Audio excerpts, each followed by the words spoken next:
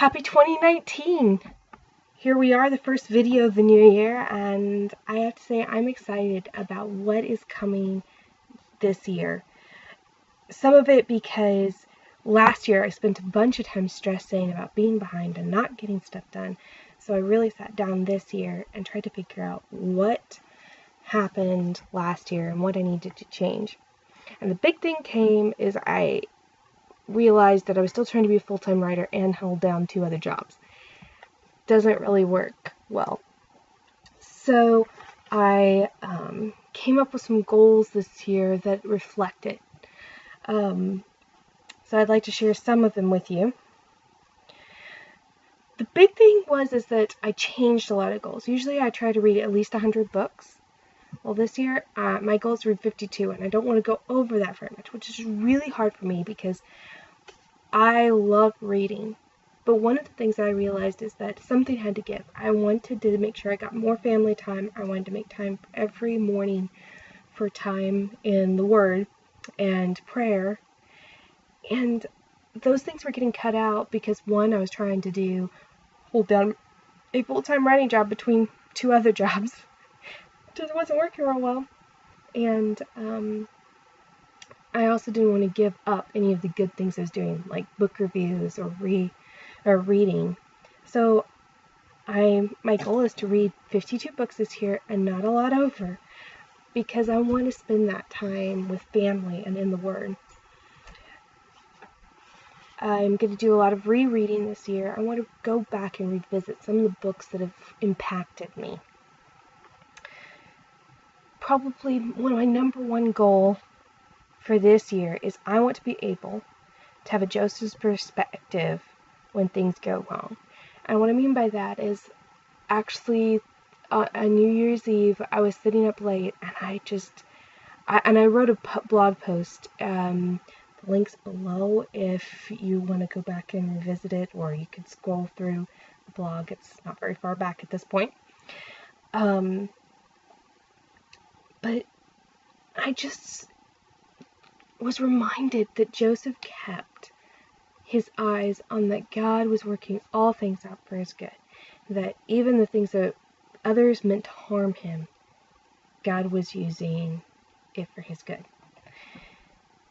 And I want to have that perspective that when things are frustrating, when things don't go the way I want them to, God's using them for my good. So that's my number one goal. And if I had to attach a word to this, I know some people have a word for the year, it would be joy. Because a lot of times if we're joyful people, we'll keep this in perspective.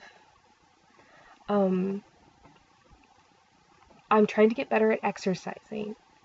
I have a lot of physical work, but I've really realized that in between that I'm not very active, and I'm gaining weight, and it's just, frustrating thing of nearing 30 and wanting to make sure that I just keep a healthy relationship with food and just keep active, even if I'm larger than society would like me to be, which I am. I would like to at least be fit. So I have that as one of my goals, and so far so good. To be in the Bible daily. Like I said, last year that kind of slipped. I was in there off and on, but often it was just like I read a chapter in Psalms or Proverbs, which I really appreciated. At the beginning of the year, I did a pretty in-depth study of James, and I did okay with Luke, but then it kind of tapered off, and I was revisiting old stuff. And I want to get really in-depth. Right now I'm in the middle of Genesis. I'm actually almost done with Genesis, and I'm also starting a study on Philippians because our young adults group is going to be doing that, so I'd really like to dig in. We're doing them. I want to get more involved in my church. I haven't talked a lot about stuff on my blog. Church has been a tough thing for our family. Some people who've been reading for a very long time know some of the struggles, but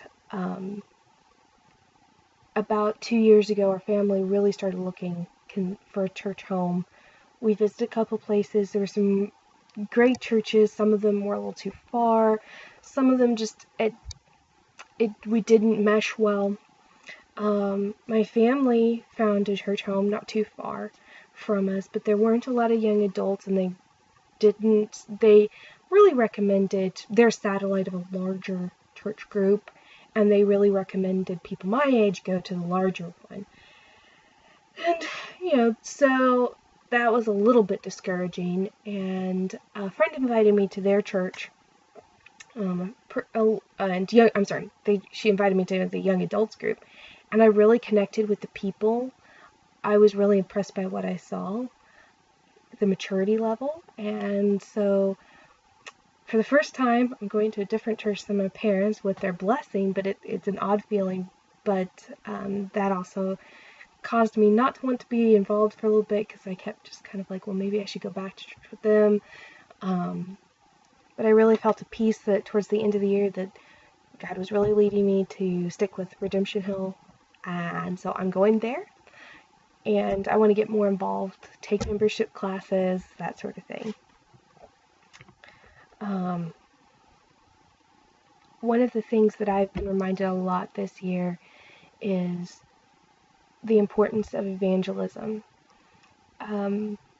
Honestly, I, for years, have kind of pushed back at people who've told me I need to be out there evangelizing, mainly because I disagreed with methods. I really always thought that you should have a relationship with somebody, and by that I never thought that I had to have like a long-term friendship, but I didn't think you just, I never agreed with I never liked the idea of just going up to a random stranger and saying, if you died tonight, where would you go?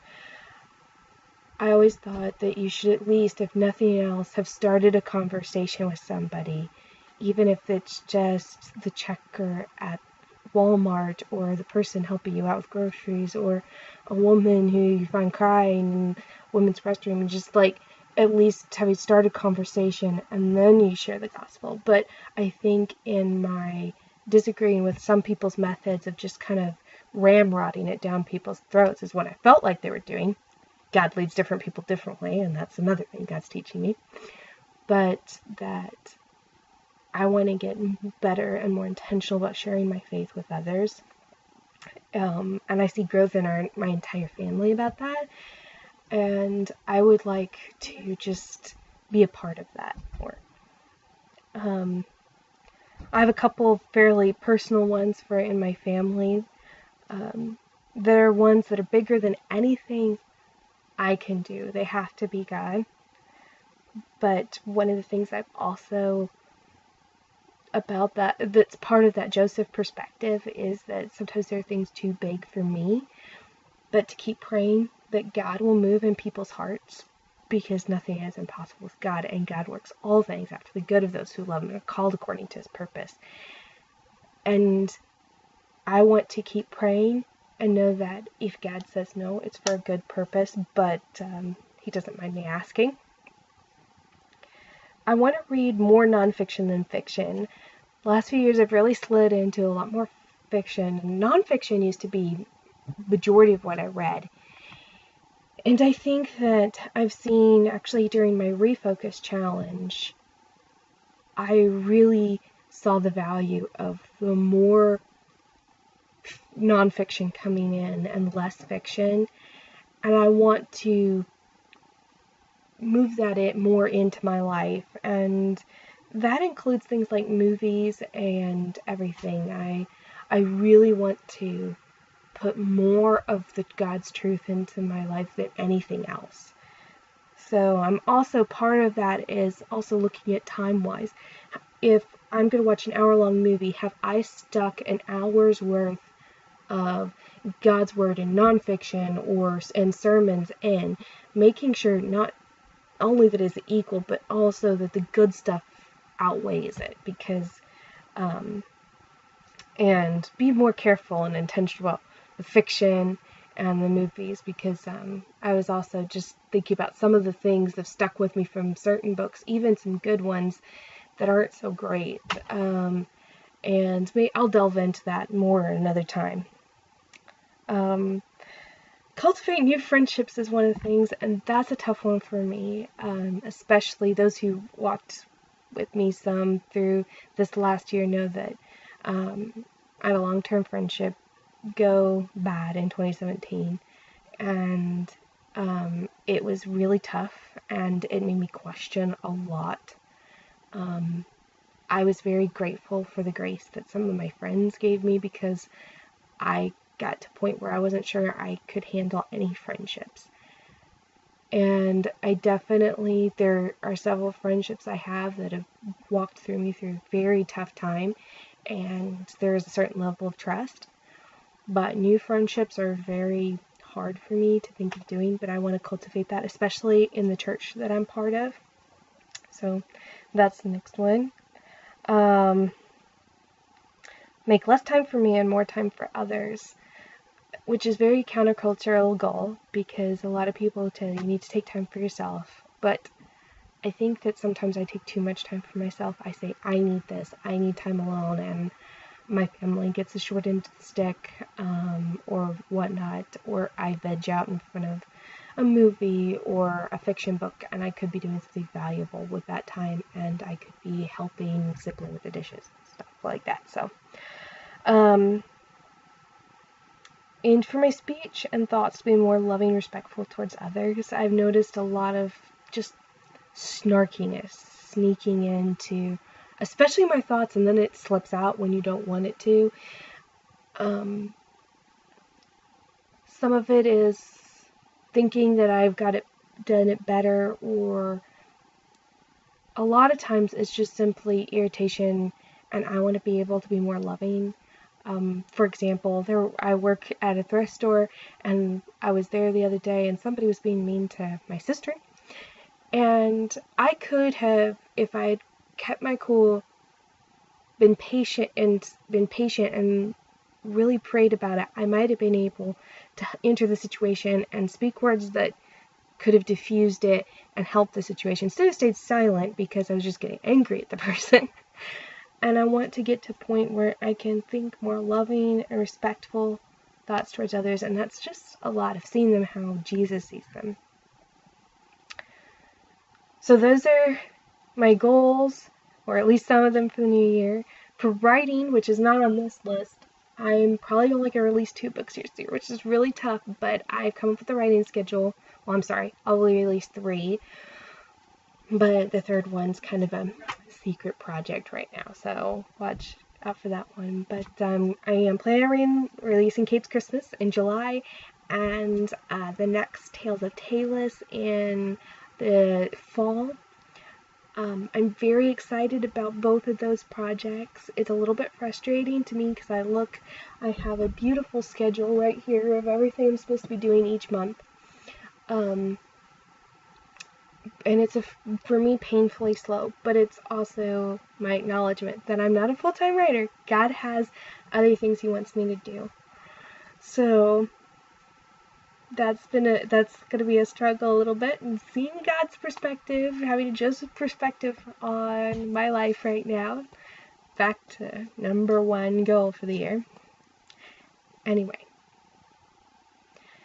so those are my goals. What are some of your goals? And I can't figure out how to